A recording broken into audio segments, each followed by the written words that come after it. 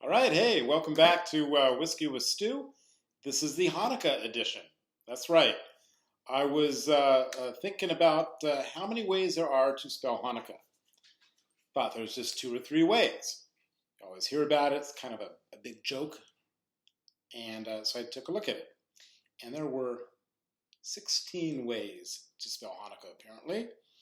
And that is two menorah-filled manners of spelling it. So I thought, all right, this is a good subject as to how many ways are there to spell whiskey. We've talked about this well, this is only our second post, but we've talked about it a little bit with other friends, and there's been jokes about it. So there's really two ways. So I thought that would be a good subject for today. It is the weekend, so we are imbibing. Now, I'm not sure about Facebook rules here, okay? So if you're not allowed to drink alcohol on Facebook, which I assume you can, you see horrible things take place in the news of people live streaming on Facebook. This is apple cider, okay? So there we are. So I've got two examples. We've got the whiskey. Here's a American whiskey bottle, some bourbon. See here? Kind of hard to see. For me, at least, you can probably see it real well. There's an E in whiskey there. It's a fine bottle. And then we've got remember, this is a single malt Scotch, really kind of whiskey channel. And let's see where it says whiskey here. I'm sure it says it somewhere. And I need my glasses. There it is. All right, here we are, where my finger is.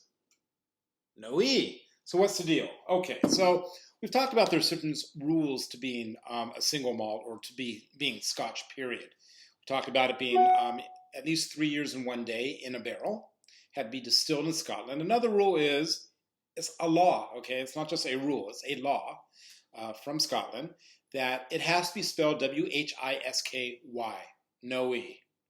So why is there an E? In some places, no E's. In other places, who knows? Who really cares? All right, well, let's see here. Here's some interesting facts or information. Whiskey in the United States came from Scotland, right? Washington's Scottish plantation manager, I had to look this up, of course, his name was a guy by the name of James Anderson, or Anderton, one of the others. I think it was Anderson. That makes no sense to be Anderton. He persuaded Washington to grow some rye so he can make some whiskey. He's not the first guy, obviously, but it's important, comes from a big history here, right? No one cared back then how whiskey was made, all right? In the United States, a lot of it's from rye, a lot of it's from corn. There's all sorts of ways of making something brown and alcoholic. So there's always that joke, what kind of drink do you want? I don't care, something brown, right? Well, in Scotland, it's made from barley, as we talked about a little bit yesterday or a couple days ago. So anyway, so it's a big tradition here in the United States. You will find whiskey spelled with no E in Scotland, of course, in England, in Canada, Japan, and a bunch of other countries, almost all the other countries for the most part. It's really in the United States and in Ireland that you spell with the E.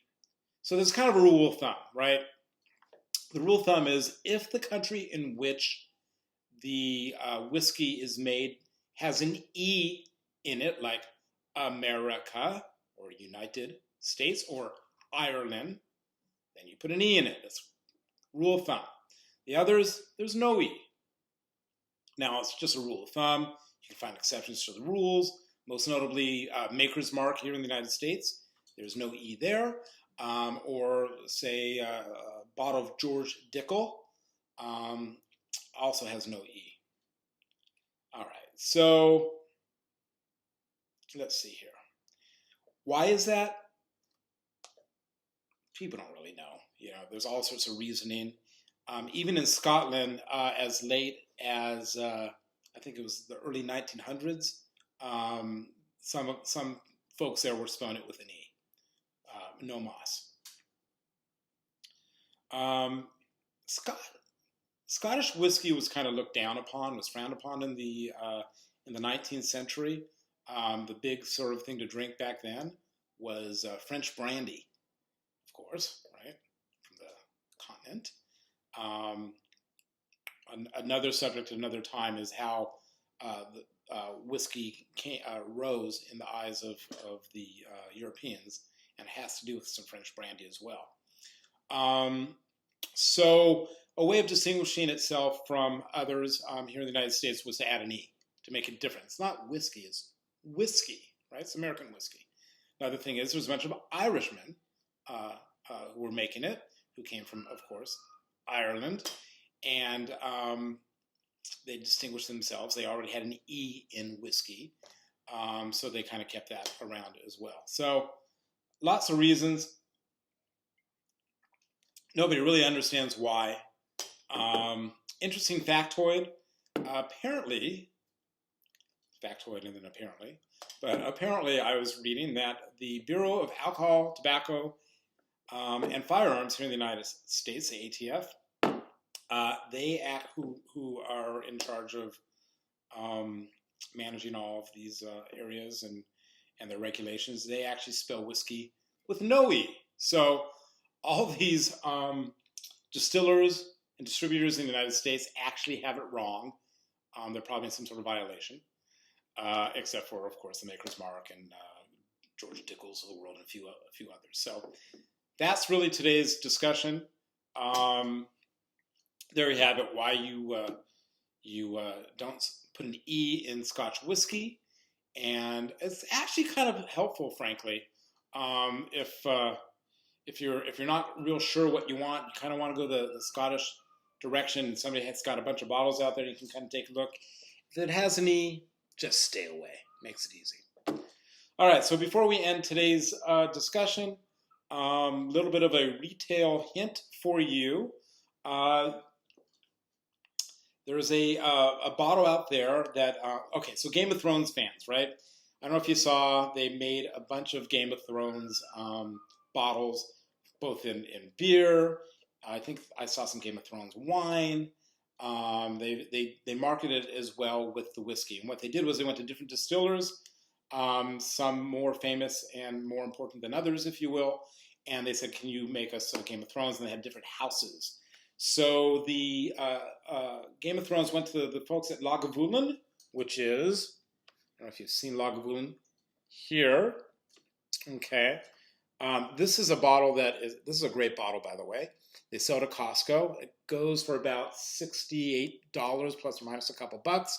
I was there at Costco yesterday or a couple days ago and saw that if you buy 2 bottles, which is a lot of whiskey, of course, but if you buy 2 bottles, I think it's $6 off each of those bottles, so it brings it down to $62 or $63. But anyway, back to the Game of Thrones. They went to Lagavulin, and Lagavulin did, I think they did House Lannister. Yes, House Lannister, that's right. And it's like a 9-year aged whiskey. I think Lagavulin sells an 8-year. I haven't had that one. But this is one of the great distilleries of Scotland. And the bottle was selling for like $65. And now, you know, they made way too much of it. It's just sitting out there in warehouses. They don't want it out there any longer. They don't want Game of Thrones there forever. It's just, so they have these specials out there. I took a look real quickly before I came online. Total Wine has it for like $27, $28. But the guys at Mission Liquor here in West Hills around Platte and Victory, I was talking to the buyer there, and he said he had, I'm trying to remember, it was 500.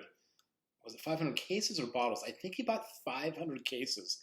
They sell this stuff nationally, so people go on their website and they buy left and right, and they ship it out. And I'm sure they're making a killing. I'm sure he bought it at like some really cheap level, right? So if you're interested, that's probably a good bottle to have. It's cheap. I'm sure it's great whiskey. I've never tried it. I'm going to go pick one up in the next couple of days. They don't have any today. He said it's at their other store. They're shipping it over or bringing it over probably sometime next week. or you can always just pick one up at Total Wine as well. And that's the hint of the week. So hope you guys have a great week. I'm thinking maybe we'll do a couple of these videos a week on the weekends, maybe Friday and Sunday, something like that. And of course, happy Hanukkah, no matter how you spell it. Take care.